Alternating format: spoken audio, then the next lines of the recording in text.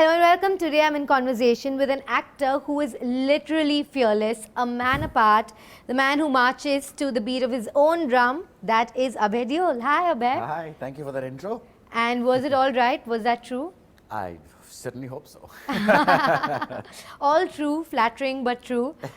Now you are part of Jungle Cry. Yes. Firstly, what is your Jungle Cry? What is your mantra? Oh wow, that's a good question. I didn't expect that coming. What's my jungle? I mean, Jungle Cry essentially is the takeoff on the Haka.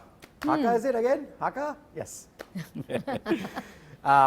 You know, because we have, it's a true story about these tribal kids, and you know, they have their own Jungle Cry, which they do before the match. That's where it comes from. So I think, wow, do I have my own Haka tune?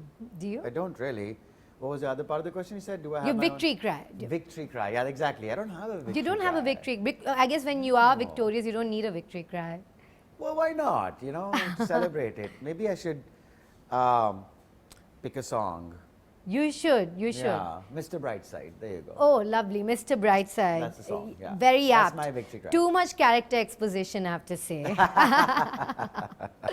You know, we're talking about Jungle Cry. This is a true story of tribal kids. They are underprivileged, they are orphaned. They went to the UK and they won the Rugby Cup. Yeah. Why do not more people know about this? That is the question to be asked. I mean, so you're a news channel. Yes. Perhaps you should take this to your bosses and ask the question, and not just you. I think generally, it's a cultural thing. This is my take on it, and I could be wrong. We're so focused on, oh, we've got one thing, and we just focus on that one thing because it's commercial, it's mainstream. So whether it's the formula within Bollywood of storytelling or it's cricket as a sport in the news, they bring the eyeballs. Rugby, which is not a very commonly played sport in this country, doesn't get that many eyeballs. That's one, I think, aspect of it.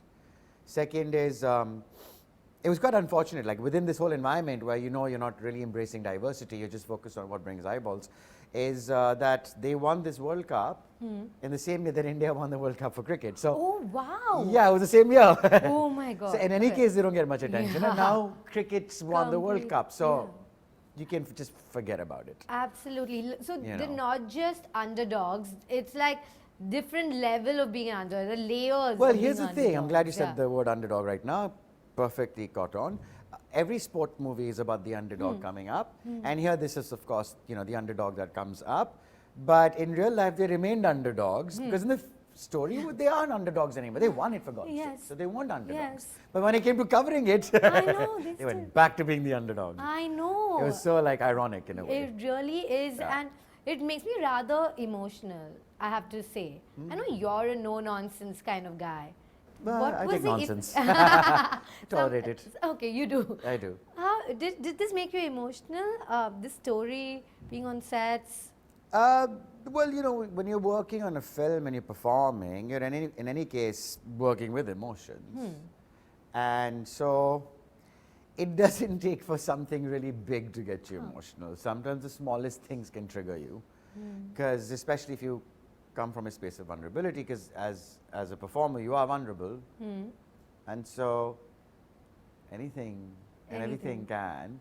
You don't have to get, but you're playing with emotions. So I did, just not as an actor I'm speaking, just as a person, as myself, as an individual, I didn't know about these kids either. I didn't know about them winning.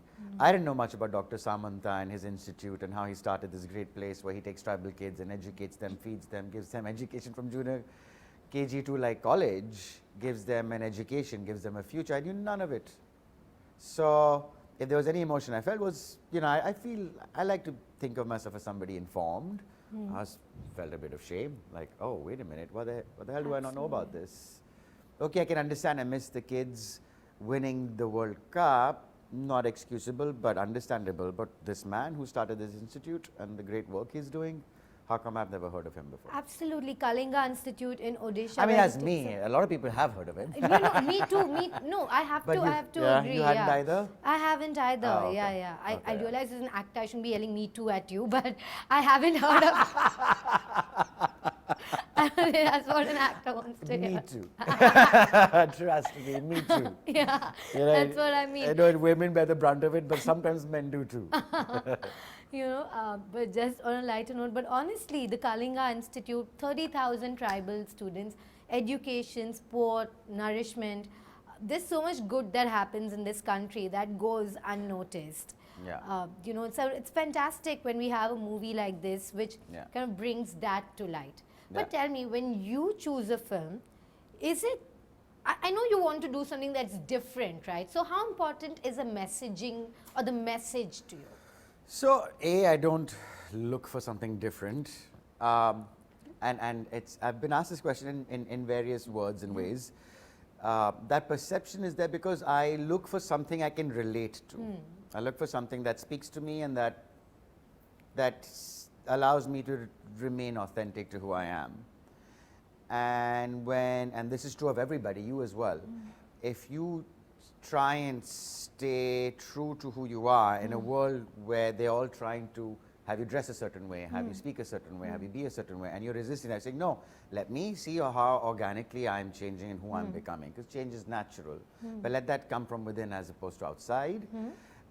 And if you have the privilege and are able to stick to it, then you become different. And that's where it comes from. The motive isn't to be different. The motive is to be authentic. And what was the second part of your question? I forgot because you preempted me because before I would say because that you're privileged, you already said that. Yeah, So, and privilege doesn't come necessarily from having money. So in this country, for example, it's also being a man. You know what I mean? So it's being taller and fairer as well. So privilege comes in different ways, and it's important to recognize that. It doesn't always mean that you'll enjoy that privilege, especially if you're trying to be different, and by that I mean authentic. Then that privilege can really be taken away from you, because the same people giving you privilege are also expecting you to conform, and you're not. And so very soon you can run foul of their idea of who you should be, because you're not changing and becoming the person they want you to be, expecting you to behave. They're behaving the way they expect you to. So when it comes to filmmakers, do they want you to conform to the market, to the box office, and do they want you to kind of pivot yourself to the box office gains? So here's the thing, and this is true of India as it is with the US, for most parts of the world. If there isn't a government-supported program, which is not vulnerable to market forces, you are going to have to make something that plays to the market forces, because why the hell is the money coming in? Where do you think it's coming from, and why it's coming? It's to make more money. It's not to put ideas that change a mindset but sells no tickets. We want to sell tickets. So that's natural in a capitalist system, and I think there's a space for that. But I think if, as a culture, you want to invest in yourself, then you have to invest in yourself. That's not coming from a brand that wants to sell you a bottle and so is giving you the money that they can put in there. That's for you as a culture, and your tax money goes into the arts and culture, so that people from your culture can express themselves and reflect what their experience is back to the culture they're from. And no brand is going to support that, because you might say something that might offend somebody. But the culture is invested in itself to challenge itself. Then you can do the kind of work you as an artist want to do. But as long as that doesn't exist, that system does not exist, then you're going to have to play to market forces. It's a natural, because why is that money coming in?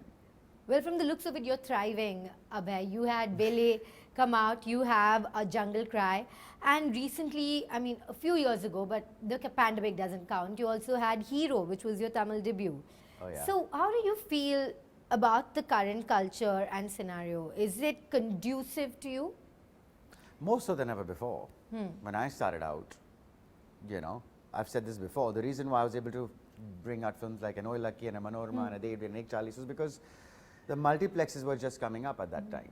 So for a brief moment, there was more exhibition space than there was product. And so those films got released.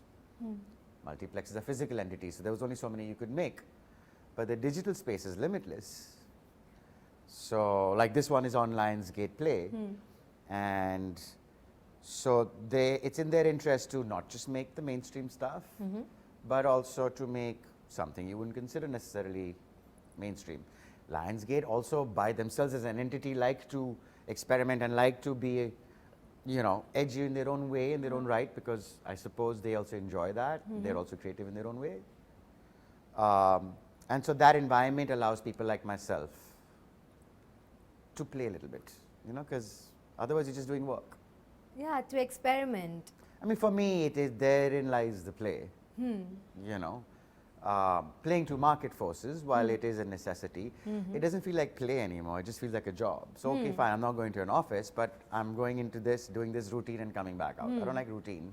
The routine I want is being hired and showing up for work. You know, that routine I don't mind. But within that space, I'm creating something that is not routine.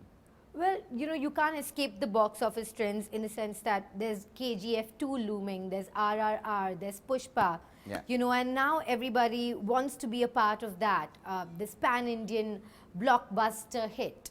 Have you ever been approached for one of these mass commercial films, and would you consider doing them? The pan-Indian one or commercial in general? Both, either. I would love to be part of a pan-Indian one. Okay. I haven't been approached. That's a more recent phenomenon. I think it's awesome. So I haven't been approached for that yet. And as far as just doing mainstream commercial stuff, I'm more open to it now than before. The reason why I wasn't so open to it before is because when I entered the industry, that's all there was. I was rigid because I was also responding to the rigidity that was being thrown at me. And now because the market has opened up and there's a more fluidity of ideas, so I'm also fluid now. So I'm like, all right, I can do this. Like for me to do something more conformist and mainstream would be different, as we called it. Yes. And so I'm like, sure, why not? I can have fun with that because I know I have an alternative. Back in the day when I started, there just wasn't. It was either this or nothing. And I was like, I'll take nothing. The and make parallel something of it. cinema, yes. But now I see that there's possibility to jump from one to the other. So I'm more open to it than before. You know, I respond to my environment at the end of the day. That is so interesting. Now you say you would do a commercial film because that is out of character for you. Because you know you're known for art films. You're known for parallel cinema. I'm very fulfilled in where I come from. I have nothing to prove. I know. And mainly that the environment today allows me to do both, whereas the environment back when I started didn't allow me to do both. Yeah, they wanted to pigeonhole you. Yeah. Interestingly, this reminds me of a conversation I had with Ram Gopal Verma very recently. And he told me he feels that Bollywood's become too cerebral. Do you agree? what would you say about that? Each person to his own, I suppose. For Ramu, it might be. What do you think? What is your take? I wouldn't call it cerebral from my perspective, no. Okay. I would definitely say that talent continues to improve. You know, the packaging is far better. You know, I would say actors are a lot more open to experimentation than ever before. And maybe that's what he means by cerebral. I don't know what he means by cerebral. But he's saying they're not making massy cinema, they're being too politically correct. That's not cerebral. Cerebral is one thing, politically correct is another. He says both. He says. I guess political correctness is a sign of our times. It's not just here; it's everywhere. You know, and it's a welcome change. Do you agree? We live in a polarized world. Depends. You know, political correctness to some people is a death knell. To some, it's a boon. It changes from individual to individual. I just think that being in a polarized world is not a nice place to be. But perhaps that is required because a change is about to come. So first the muck has to come up before it's brought down. So you're positive about the change that's coming? If you want positivity around you to come, then you have to look for it. Your attention should be there. And it's hard to do that when you're surrounded by a sea of negativity, but it's your focus on positivity that will let that negativity pass. So what is the positive side that you are focusing on? The fact that I said earlier that the OTT, the space. No, in the Bollywood space, that the actors are more open to experimentation today. Yeah. That's a good thing. You know, the styles of acting have become more and more real. You know, they're more rooted in being individuals you can believe exist, not just heroes, so to speak. The people are not so shy of playing flawed characters. They don't have to be perfect. Yeah. Even if they look perfect in many ways. Yeah, they at least play at imperfection. They're playing, and that's positive. Yeah, they're being flawsome on screen. Flawsome? Flawsome on What's screen. Flawsome? Flaws plus awesome, flawsome. Not just awesome, but now You have to flawsome. do every interview of every film I do. I would love to do that, but They're being flawsome. yeah. I would say that's true. Yeah, they're being I'm flawsome. flawsome. Yes, absolutely. One reason why we all love you. This film, Jungle Cry, is about the odds. Speaking of them, do you like to go against the odds or do you like to get even? Against the odds of getting even. Oh, wow. Okay, that's a weird way of putting things. Like going against the odds is going against the tide. Getting even sounds like getting revenge. Yeah. I don't care about revenge. You don't. You're fulfilled. I'll just Okay. react to you instantly. Okay. You say And you're something I done. don't like, I'll say it back to you. Oh, wow. And then I'm okay. done. I'm Okay, done. done. I like why stew in that. Okay. Um, But yeah, against the I'll odds, express yes. my beliefs. You like swimming against the tide. I don't like being against the odds, You but I just do are. find myself in that situation. It's not something I would like, but I've grown to embrace it. You have. You really have, because you produced What Are the Odds, a gem of a film Oh, thank by Megha Yeah. Ramaswamy. Yeah. And yeah, what did that teach you? And do you want to produce, more such cinema? I'm producing another one. I actually executive produced 2 films in the US. One of them was a horror film that released. One is in post-production now. And I did What Are the Odds? I did a film before that. And I am also in talks to produce another one right now, Oh, fantastic. which I'm also acting in. Oh, Yeah, fantastic. Yeah, I don't want We to love that. produce and act in all of them. Like What Are the Odds? I just did a small cameo because yeah. it fit. And that's why I produced it. I liked it. I was happy doing the role. But this next one I'm producing has a sizable character role in there for me. Like one of the main characters. Fantastic. And what else can we look forward to? I'm sure, now you have an opportunity to have so many more verticals. Now we have films. What else would you I give have a us? limited series called Trial by Fire, which is in post-production. I'm really happy about that as well. So there'll be more on that in a few months. I feel like not just the roles, you even identify with the titles of all these projects. I love the title Trial by Fire, and I hope they keep it. Bele, not so much. The title Vele? Vele. I mean, for the film, it was perfect. For the film, not for Yeah. you so much. I Yeah. can be Vela, trust me. You can? Okay. of course. Well, I'm more we Vela hope than I'm not. All right, but we are happy to see you back on screen, not so Vela so much. Thank you. And yeah, thank you for bringing us this very inspirational story. Oh, Abhay. thank you for having me. Thank you.